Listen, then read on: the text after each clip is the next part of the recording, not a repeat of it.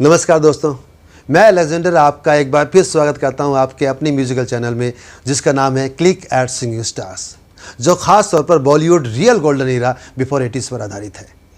दोस्तों, पिछले सप्ताह हमने अपना शो शुरू किया था जिसका नाम है अतिथि एक मुलाकात। उसी कड़ी में दूसरा नाम जुड़ने जा रहा है आचार्य पंडित मोहन बेजवाल जी का। इन्होंने पूरी ज़िंदगी संगीत को दी है। मैं अपने दर्शकों की तरफ से स्वागत करता हूं अपने चैनल में आचार्य जी का। आचार्य जी नमस्कार। आचार्य जी, मैं चाहता हूं कि आप हमारे दर्शकों को अपने बारे में कुछ बताएं। जी नमस्कार, मैं आचार्य पंडित मोहन देव बेंजवाल हिमालय से वैसे बिलोंग करते हैं, उत्तराखंड से, लेकिन इस संगीत की जगत में 3 साल की उम्र से हम इस संगीत के क्षेत्र में आ गए थे। बेशक तब इस संगीत का कोई अनुभव नहीं था हमें शास्त्रीय का, लेकिन जो प्रारब्ध का पिछले जन्म का जो अवशेष रहा होगा संगीत के क्षेत्र में, वो 3 साल से जागृत हो गया था। और हम बचपन में बहुत बांसुरी बजाते थे, जिसमें हमारी बहुत सारी गाय दूध देती थी बांसुरी बजा के। ये हमारे पूरे गांव को सबको पता है। धीरे धीरे जब बड़े हुए तो संगीत के बारे में अध्ययन शुरू किया। तो हमारे पहले गुरु बहुत बुजुर्ग गुरु थे, चुन्नीलाल जी, शास्त्रीय गायन के बहुत प्रख्यात थे। आपने हमको पहले शिक्षा संगीत की दी, और उसके बाद दूसरे हमारे गुरु रमेश चंद चमोली, जो यहाँ रेडियो स्टेशन में ऑलरेडी आकाशवाणी भवन दिल्ली में थे, उनके द्वारा भी हमें बहुत रागों का, बहुत चीज़ों की अनुभूति मिली संगीत में। तो ये संगीत के बारे में मैं ये कहूँगा कि ये सागर है, और सागर में एक गागर में से हम 3 आचमन भी अगर हम अपने जीवन में उतार लेते हैं तो हमारा जीवन धन्य हो जाता है। वास्तविकता में जो शास्त्रीय संगीत है ये आध्यात्मिक से जुड़ा हुआ है, ये वेद से जुड़ा हुआ है, ये सामवेद है। ये सामवेद है क्योंकि शास्त्रीय संगीत के जो स्वर हैं, ये स्वर वेदों की ऋचाएँ हैं, और वेद साक्षात भगवान है। आप देखिए, हमारे भगवान कृष्ण की बंसी बजी, पूरा जगत उस पर झूम उठा। भगवान शिव का डमरू बजा तो डमरू का जो नाद का गुंजन हुआ, उसमें कितने क्या क्या अवलोकन ऋषियों को, मनी ऋषियों को, सबको हुआ।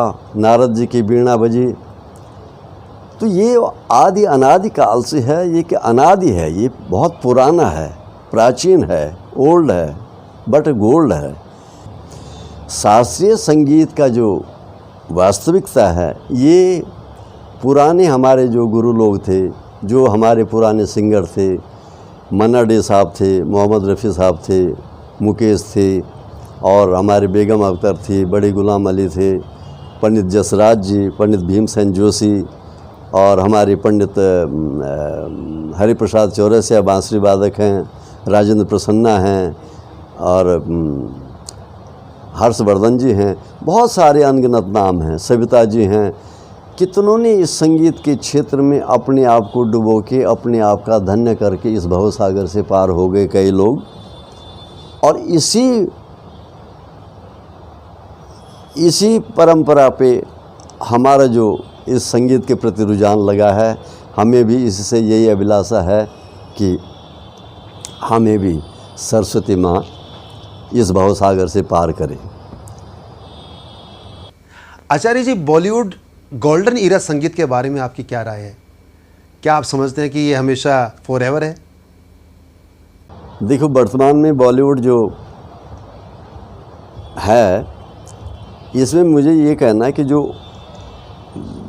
पुराना संगीत था, पुराना जो संगीत के द्वारा जो गोल्डन ये जो म्यूजिक संगीत है, ये सदाबहार है। ये आज ही पीछे तक चल रहा था, उस समय उस दौर में ख़त्म हो गया। मुकेश जी, रफ़ी, मन्ना डे, उस दौर में ख़त्म। ये कभी ख़त्म ना होने वाला है। जैसे गंगा जी सदा सर्वत्र सदैव बहती है, ऐसी ये शास्त्रीय संगीत के आधारित पुराने जो गाने हैं हमारे जो भी बने थे ये सदाबहार हैं। मैं इसको बहुत महत्व देता हूँ और मैं उन संगीतकारों को, उन गायकों को उनका बहुत ऋणी हूँ, बड़ा आभार प्रकट करता हूँ। उनके लिए हम बहुत धन्यवाद देते हैं उनको कि उन्होंने हमारे संगीत के, शास्त्रीय संगीत को बहुत बढ़ावा दिया। और पुराने संगीत के जो गीत हैं, जो भी पुराने गीत हैं वो बहुत बेहतर अच्छे लगे हैं। उनमें शास्त्रीय संगीत ही भरा पड़ा है। आचार्य जी, क्या कारण है कि बॉलीवुड आज अच्छे गीत, संगीत और कार्यक्रम नहीं दे पा रहा है? आज के जो वर्तमान के संगीतकार हैं ये बहुत अच्छे गीत क्यों नहीं दे पा रहे हैं, अच्छा संगीत क्यों नहीं दे पा रहे हैं जिससे मन प्रसन्न हो जाता, आत्मा प्रसन्न हो जाती है। सुन के जो पुराने संगीत थे उनसे अच्छा लगता था। आजकल का कोई ऐसा संगीत नहीं है कि जिससे सुन के, बल्कि दिमाग में प्रदूषण हो जाता है। ऐसा हो जाता है जैसे उच्चाटन हो जाता है, उच्चाटन की स्थिति पैदा हो जाती है। उसका कारण क्या है? संगीतकार पूर्ण रूप से अनभिज्ञ हैं, विज्ञ नहीं हैं, अच्छी तरह से उनको इसका परख नहीं है, नॉलेज नहीं है, जो दे नहीं पा रहे हैं। और ऐसे से गाने का जो भाव है, गाने के भाव में उनकी वो लावण्यता नहीं है गानों में जिससे कि अट्रैक्शन हो। एक जब संगीत से प्रकृति भी झूम उठ सकती है तो सबको अच्छा लगता है। आजकल के संगीत से क्यों नहीं अच्छा लग रहा? तो इससे हम प्रसन्न नहीं हैं। आजकल का संगीतकार और आजकल के जो वर्तमान के गायक हैं इनको इसमें बहुत पूर्णतया ध्यान रखने की आवश्यकता है। आचार्य जी, क्या आप हमारे दर्शकों को अपनी पसंद का कोई गीत सुनाना चाहेंगे? क्योंकि पुराना आपने अभी जिक्र किया, मन्ना डे ने साहब, मुझे लगता है शायद गाया उन्होंने राग दरबारी में, मुझे जहाँ तक का ध्यान आ रहा है मन्ना डे ने गाया था। साधा नी रे सा रे रे सा नि सा धा नी रे सा रे गा मा रे सा ग रे सा नि सा धा नी रे सा रे गा मा पा गा मा रे सा म प ध नि सा ध नि प म प नि प म प नि प म प नि प ग म रे सा।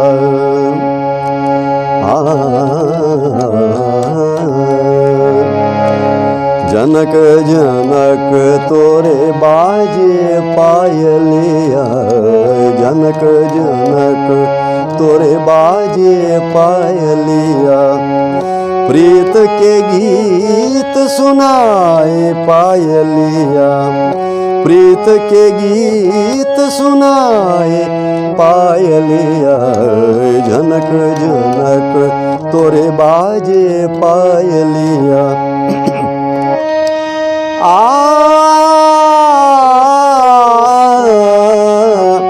ये कजरारी चंचल अखियाँ, अखियाँ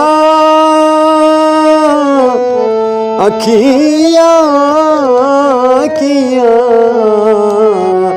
ये कजरारी चंचल अखियाँ, ओठ गुलाबी फूल सी बत्तियाँ, लट बिखरे तो गाल पिटारी, होश जिया की उड़ाए पायलिया, जनक जनक तोरे बाजे पायलिया, जनक जनक तोरे बाजे पायल, तोरे बाजे पायलिया।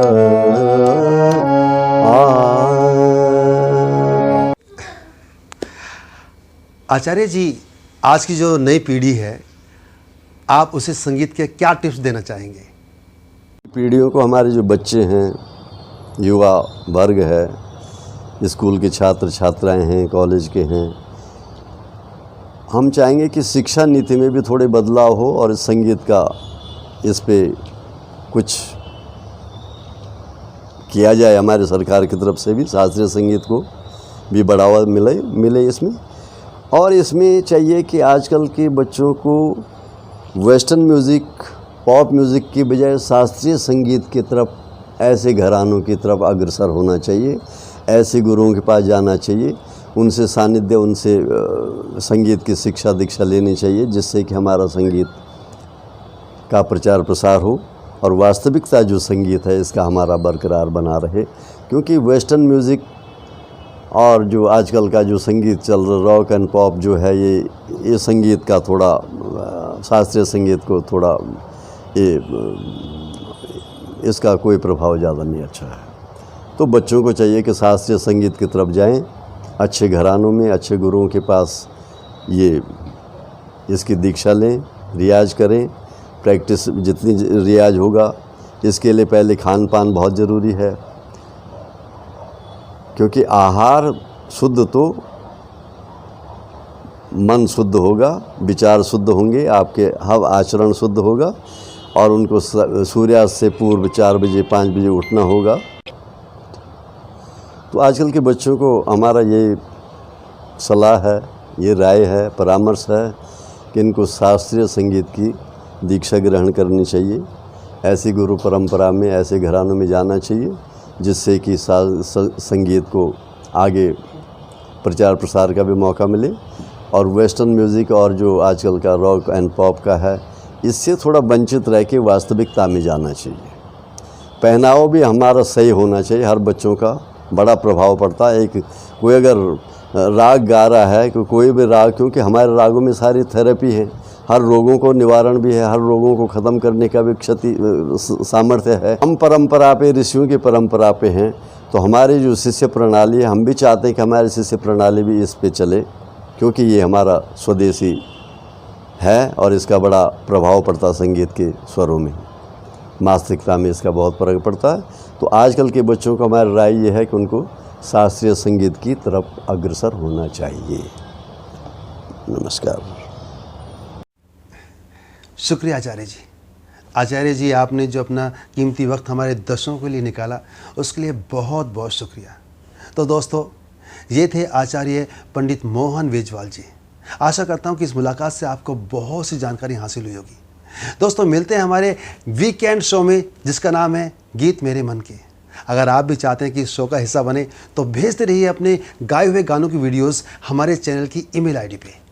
आप ये वीडियोस हमारे व्हाट्सएप पे भेज सकते हैं। तो मिलते हैं हमारे अगले शो में। Till then, take care of yourself. Bye.